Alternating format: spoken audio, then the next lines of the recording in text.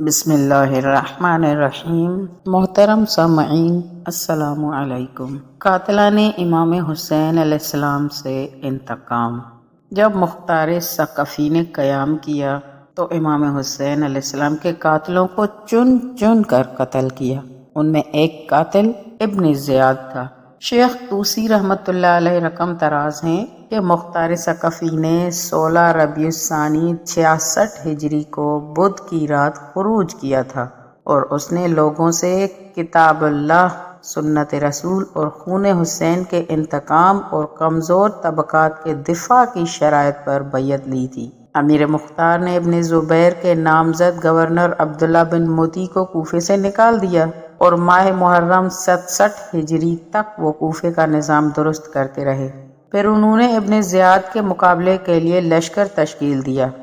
اس وقت ابن زیاد جزیرے میں موجود تھا اور مختار نے ابو عبداللہ جدلی اور ابو عمارہ کیسان کو اپنے لشکر کے حصوں کا امیر مقرر کیا اور ابراہیم بن مالک اشتر کو اس لشکر کا سپہ سالار مقرر کیا۔ ابراہیم 7 محرم 67 ہجری کو کوفے سے روانہ ہوئے اور ان کی فوج میں 2000 سپاہیوں کا تعلق قبیلہ مزہج اور قبیلہ اسد سے تھا اور 2000 افراد کا بنی تمیم اور ہمدان سے تعلق تھا۔ 1500 افراد اہل مدینے سے تعلق رکھتے تھے اور 1500 افراد کا تعلق قبیلہ کندہ و ربیہ سے تھا اور 2000 غلام بھی لشکر میں شامل تھے۔ بعض مورخین نے لکھا ہے کہ ابراہیم بن مالک اشتر کی فوج میں 4000 عرب اور 8000 غلام شامل تھے۔ امیر مختار ابراہیم کو الوداع کرنے کے لیے پیدل چلے۔ ابراہیم نے ان سے کہا کہ آپ امیر ہیں، لہٰذا آپ سوار ہو جائیں۔ امیر مختار نے کہا، میں چاہتا ہوں کہ آل محمد کی نصرت میں میرے پاؤں غبار آلودہ ہوں اور میں پیدل چلنے کو اپنے لیے عبادت سمجھتا ہوں۔ ابراہیم کوفے سے مدائن گئے۔ مدائن کے بعد موصل کی طرف روانہ ہوئے اور نہر خارز پر پہنچے۔ ابن زیاد کو جب ابراہیم کے آنے کی اطلاع ملی تو وہ بہت بڑا لشکر لے کر مقابلے کے لیے روانہ ہوا اور ابراہیم کے لشکر سے 4 فرسخ دور اس نے ڈیرا ڈالا۔ پھر صبح کے وقت دونوں لشکر ایک دوسرے کے آمنے سامنے ہوئے، دونوں طرف سے صف بندی ہوئی۔ ابراہیم نے اپنی فوج سے خطاب کرتے ہوئے کہا، اے اہل حق اور دین کے مددگار لوگو، حسین ابن علی اور ان کے اہل بیت کا قاتل ابن زیاد اپنے شیطانی لشکر کو ساتھ لے کر تمہارے سامنے آ چکا ہے، لہٰذا تم نیک نیتی اور استقامت کے ساتھ اس سے جنگ کرو اور مجھے امید ہے کہ اللہ تعالیٰ اسے تمہارے ہاتھوں قتل کرے گا اور اہل ایمان کے دلوں کو شفا بخشے گا۔ پھر دونوں لشکر ایک دوسرے سے گتھم گتھاں ہو گئے۔ اہل عراق نے یا لسارت الحسین کا ایمان افروز نعرہ بلند کیا۔ جنگ کے آغاز میں اہل عراق کے قدم اکھڑنے لگے تو ابراہیم نے اپنے جوانوں کو صدا دی کہ مت گھبراؤ اور پوری استقامت سے جنگ کرو۔ پھر ابراہیم بن مالک نے شدید حملہ کیا اور قلب لشکر میں گھس گئے۔ اہل عراق نے شامی فوج کی صفوں کو تتر بتر کر دیا اور جب جنگ کا غبار تھما تو پتہ چلا کہ عبید اللہ ابن زیاد، حسین بن نمیر، شرجیل بن ذیلقلع ابن حوشب، غالب باہلی، عبداللہ بن ایاز سلمی اور خراسان کا گورنر ابو الاشرس اور اس کے ساتھی جہنم رسید ہو چکے ہیں۔ مالک بن اشتر نے کہا کہ جنگ کے دوران ایک شخص میرے مقابلے پر آیا اور اس کی شکل کسی خچر سے ملتی جلتی تھی اور جو بھی اس کے سامنے جاتا تھا وہ اسے قتل کر دیتا تھا، اور جب وہ میرے قریب آیا تو میں نے اس پر تلوار سے حملہ کیا جس سے اس کا بازو کٹ گیا اور وہ نہر کے کنارے جا گرا۔ اس کے ہاتھ مشرق اور اس کے پاؤں مغرب میں پھیل گئے۔ پھر میں نے اسے قتل کیا۔ مجھے اس سے کستوری کی خوشبو محسوس ہوئی۔ میرا خیال ہے کہ وہ ابن زیاد تھا۔ تم اس کی لاش کو مقتولین کے ڈھیر میں جا کر تلاش کرو۔ واضح رہے کہ ابن زیاد کی ران پر خون حسین کا ایک قطرہ گرا تھا اور اسے ران پر ناسور پڑ گیا تھا جس سے ہر وقت بدبو کے ببھوکے اٹھتے تھے۔ وہ لعین اپنی بدبو کو چھپانے کے لیے زخم میں کستوری بھرا کرتا تھا۔ ابراہیم کے فوجیوں نے اس کی تلاش شروع کی اور ایک شخص نے ایک مقتول کے موزے اور خود و زرہ اتار کر اسے دیکھا تو اس نے پہچان لیا اور کہا، یہ ابن زیاد ہے۔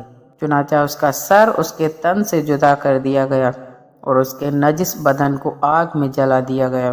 صبح ہوئی تو ابراہیم کے ساتھیوں نے مال غنیمت جمع کیا اور لعینوں کے سر ساتھ لیے اور وہاں سے واپسی اختیار کی۔ ابراہیم نے ابن زیاد اور دوسرے مشہور دشمنان آل محمد کے سر مختار کے پاس بھیجے۔ مورخین لکھتے ہیں کہ جب لعینوں کے سر مختار کے پاس پہنچے تو اس وقت مختار ناشتہ کر رہا تھا۔ قاصد نے لعینوں کے سر مختار کے سامنے رکھے۔ مختار نے کہا کہ میں رب العالمین کی حمد بجا لاتا ہوں۔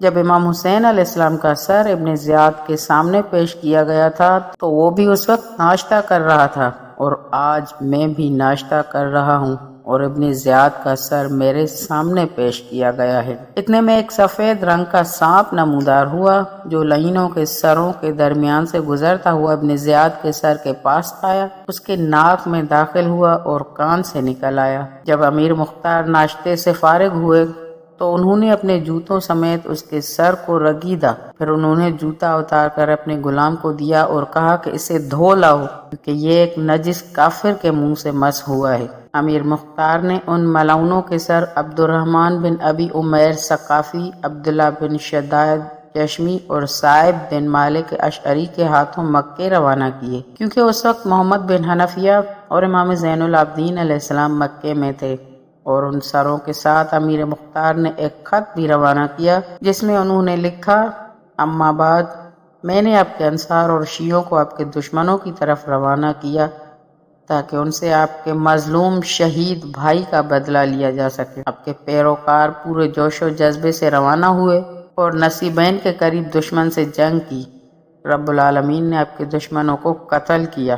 مختار کے قاصد اس کا خط اور ملعونوں کے سر لے کر محمد حنفیہ کے پاس گئے۔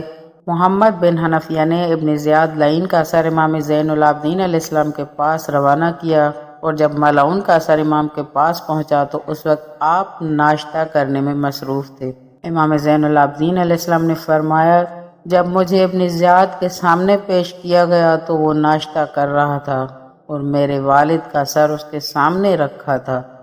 اس وقت میں نے اللہ سے دعا کی تھی کہ خدایا مجھے اس وقت تک موت نہ دینا جب تک ابن زیاد کا کٹا ہوا سر مجھے نہ دکھانا، اور خدایا اس کا سر میرے پاس اس وقت بھیجوانا جب میں ناشتے میں مصروف ہوں۔ یہی سلسلہ چلتا آیا کہ ابن زیاد کے پاس بھی امام حسین علیہ السلام کا سر ناشتے کے ٹائم پہنچا، اور ابن زیاد کا سر مختار کے پاس ناشتے کے ٹائم پہنچا، اور پھر ابن زیاد کا سر جب امام زین العابدین علیہ السلام کے پاس پہنچا تب امام زین العابدین علیہ السلام بھی ناشتہ کر رہے تھے۔ اللہ لعنت کرے دشمنان اہل بیت علیہم السلام پر۔ والسلام۔